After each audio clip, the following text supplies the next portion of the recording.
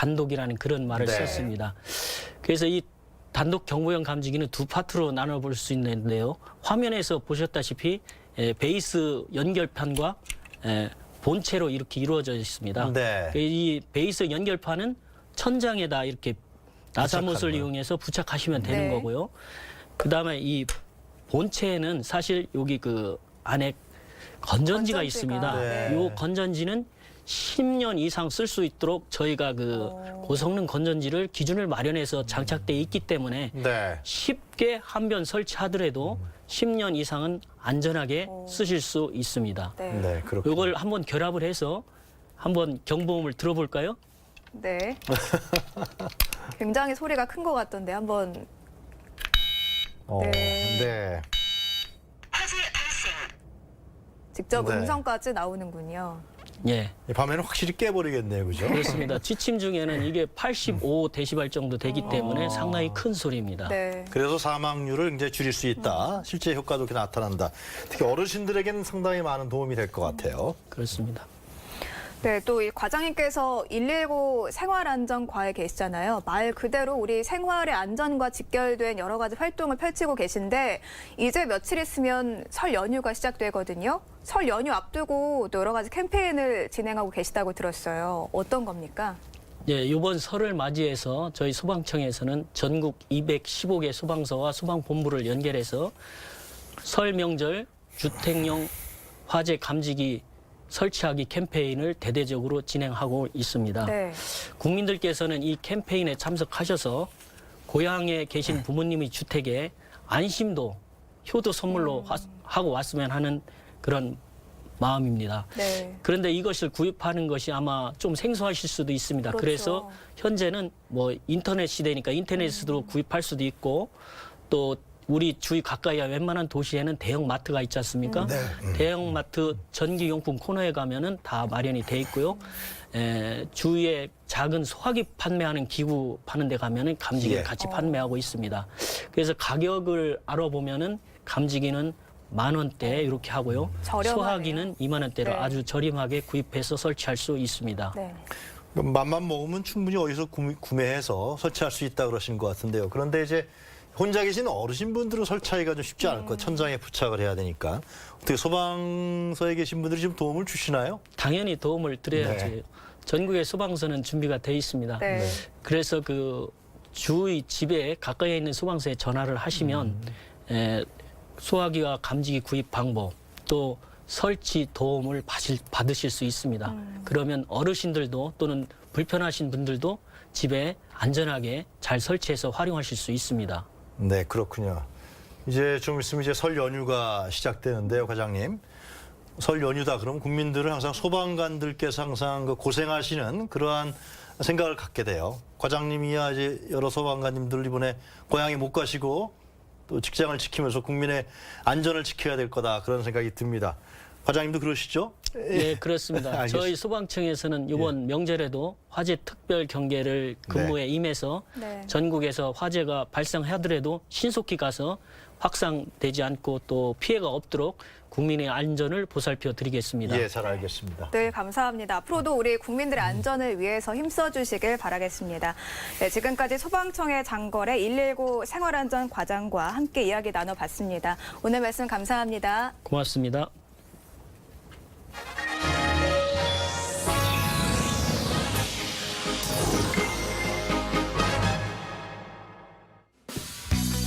뉴스의 빈틈을 채워드리는 시간 뉴스링크 시작합니다.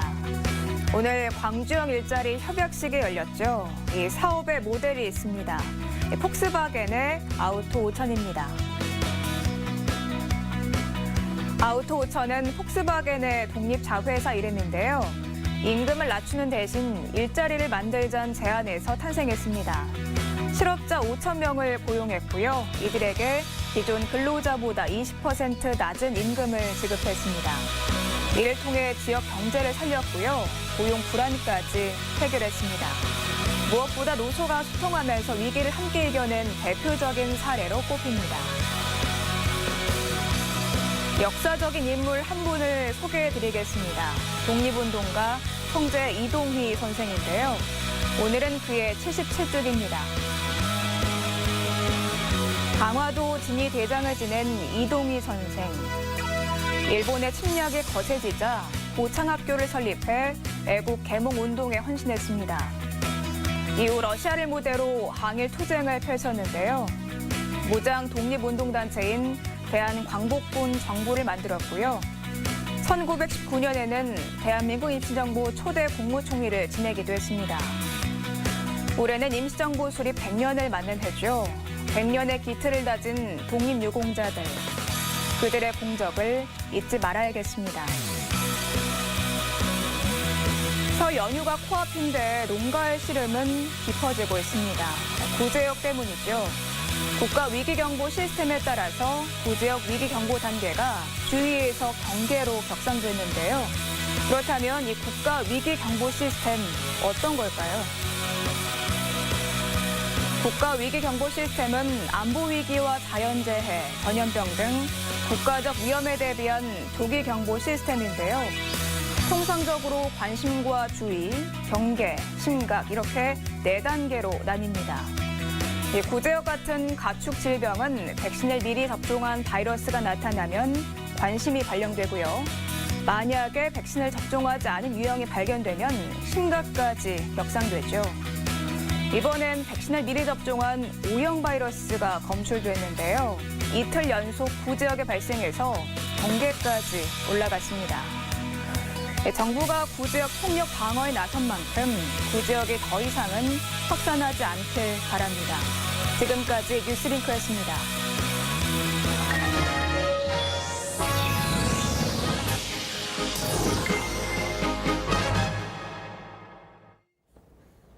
네, 광주형 일자리가 그 모델이 제시된 지 약 4년 7개월 만에 타결됐습니다. 현대 기아차 노조와 또 민주노총에서는 극력 반대하고 있습니다만 광주시 노사민정협의회는 서울 광주시와 현대차가 마련한 최종안을 협의 의결했습니다. 광주시가 590억, 현대차가 530억을 투자해 설립될 현대차 광주 공장은 2021년부터 연간 약 10만 대의 스포츠 유틸리티 자동차를 생산하게 됩니다.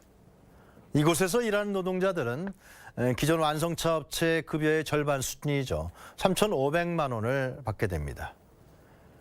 그러나 중앙정부와 광주시로부터 주거와 교육, 의료 지원 혜택을 받게 됩니다.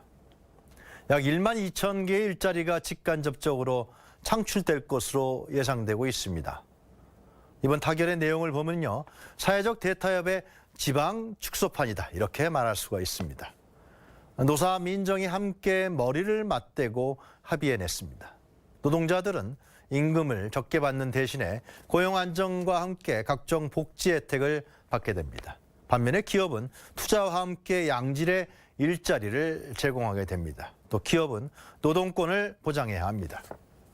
지방정부는 노동자들을 위한 직간접적인 복지 지원과 또 사회 안정망 확충 정책을 추진합니다. 또한 지방경제 출구 전략으로도 작용하게 됩니다. 제2, 제3의 광주형 일자리가 모색되고 있는 이유가 바로 여기에 있습니다. 독일의 폴크스바겐 아우 5000 플랜이 이번 광주형 일자리의 벤치마킹 모델로 소개되고 있습니다. 1999년이었죠. 독일 3인당의 슈레데 총리가 직접 추선해서 성공시킨 아우트 5000 플랜은 독일 폴프스부르크 지역사회가 함께 합의해서 지역 경제를 일으키고 또 일자리를 창출한 모범적인 사례입니다. 완성차 업체인 폴크스바겐은 계획했던 해외 이전을 접는 대신에 임금의 약 80%를 주는 조건으로 지역 실업자 5천 명을 고용했습니다. 당시 슈레데 총리는 완강하게 반대하는 노동조합을 설득하기 위해서요. 생일 파티에 노사 양측을 초대해서 적극적인 중재안을 펼쳐서 합의를 이끌어내는 것으로도 유명합니다. 이번 광주형 일자리 타결에는 이용섭 광주시장의 활약이 주요하게 작용했다고 하죠. 사회적 대타협의 결실은 바로 선진적인 복지국가로 나아갈 수 있는 길목을 열어주게 됩니다. 노조가 임금을 양보하게 되면은 기업은 투자를 진작시켜서 일자리를 만들어내고 정부는 명분을 갖고서 복지 정책을 과감하게 펼칠 수 있게 됩니다. 복지 정책의 결과는 바로 노동자들뿐만이 아니고요. 일반 국민들에게까지도 혜택이 돌아가서 이 사회적 양극화에서는 물론이고 사회적 안정에 기여하게 됩니다. 이 스웨덴 등 북유럽에서 복지국가를 가능하게 했던 것은 노사정 3자 협의에 기초한 합의적 민주주의였습니다. 민주적 코퍼레티즘과 사회적 시장경제 시스템이 바로 국민복지국가의 미래를 앞당기는 힘인 것입니다.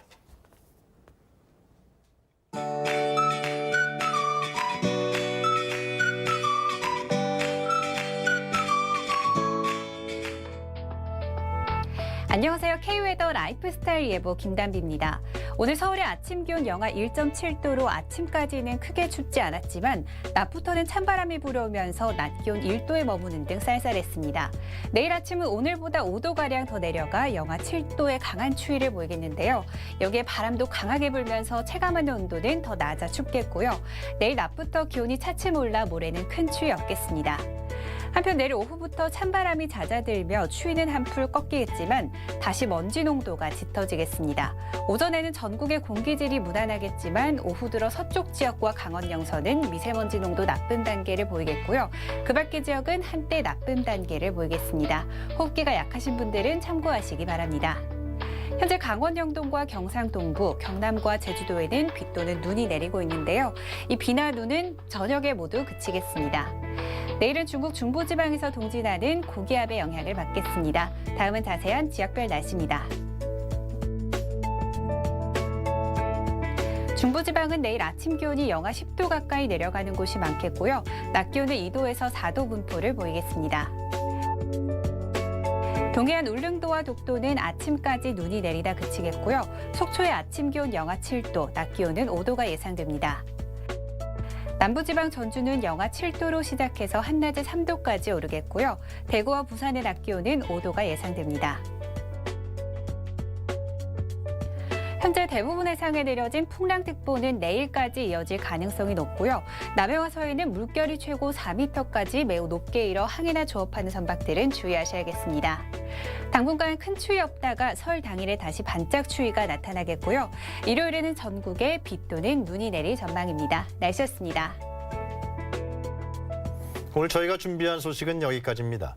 오늘도 유튜브 KTV 국민방송 채널에 많은 분들이 다양한 의견을 남겨주셨는데요. 네, 그중 한 가지를 소개해 드리도록 하겠습니다. 요즘 구제역 확산 때문에 많은 분들이 걱정하고 계신데요. 이 농가들이 큰 피해를 입을 수도 있겠다, 무사히 지나가길 바란다는 의견이 있었습니다. 정부가 총력 대응에 나선 만큼 더 이상 피해가 확산하지 않길 바라겠습니다. 이상으로 KTV 대한뉴스 마치겠습니다. 시청해주신 여러분 고맙습니다.